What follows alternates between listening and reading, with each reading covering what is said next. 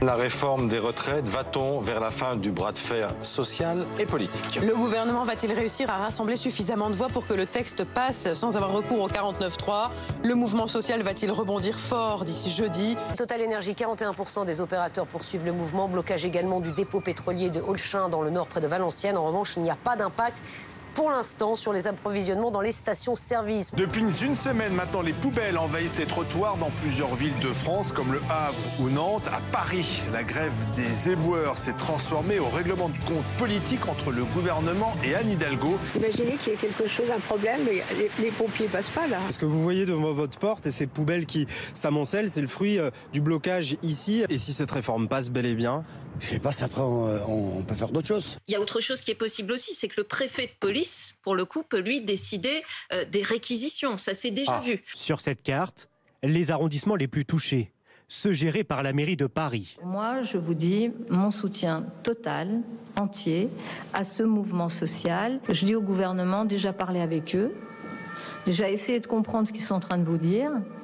Et puis on parlera de la suite. Il y a même un député NUPS qui appelle à déposer ses poubelles à l'Élysée, là où se trouve celui qui bloque le pays. Quand sa consoeur à l'Assemblée, Marie-Charlotte Garin, elle nous propose une solution sous forme de rébus. On va voir si vous trouvez. Emoji texte, emoji poubelle.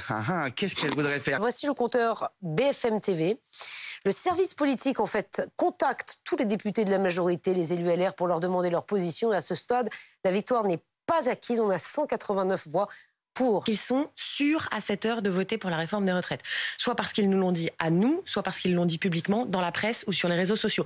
Ça ne veut pas dire qu'il ne va pas y en avoir un petit peu plus. Pour moi, il n'y a pas de suspense.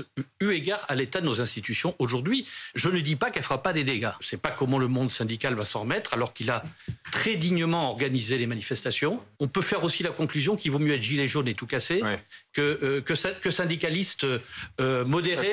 Notre pouvoir d'achat, on sait que les prix ne sont pas les mêmes selon que vous faites vos courses à Lille ou à Marseille. Une étude étonnante révèle que la Vendée est le département le moins cher pour faire ses courses. En clair, faire vos courses dans le pays vous coûte en moyenne 105 € contre 100 € en Vendée. Un chiffre très important. Aujourd'hui, par rapport à il y a un an, sur un panier de 100 €, eh bien, il faut retirer 7 produits par rapport à l'année dernière. La guerre en Ukraine et de violents combats qui sont en cours en ce moment dans le centre de Bakhmout, c'est le ville de l'Est qui continue de résister grâce notamment aux hélicoptères de combat. Nos envoyés spéciaux ont pu suivre une opération de la 18e brigade aérienne autonome de l'armée ukrainienne. Ces hélicoptères sont en train de décoller, vous le voyez, il va leur falloir 14 minutes pour atteindre la position depuis laquelle ils pourront tirer. Nous ne sommes pas autorisés à monter à bord. L'hélicoptère cabre prend soudainement de la hauteur et fait feu avant de décrocher. Meilleure actrice pour Michelle Yeoh. Elle est la première actrice d'origine asiatique à avoir remporté cette prestigieuse statuette en 95 ans de cérémonie. C'est le symbole de l'espoir et de tous les possibles.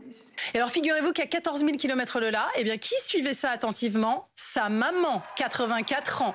Regardez, non mais robe de princesse en Malaisie, à Kuala Lumpur, c'était les Oscars là-bas aussi.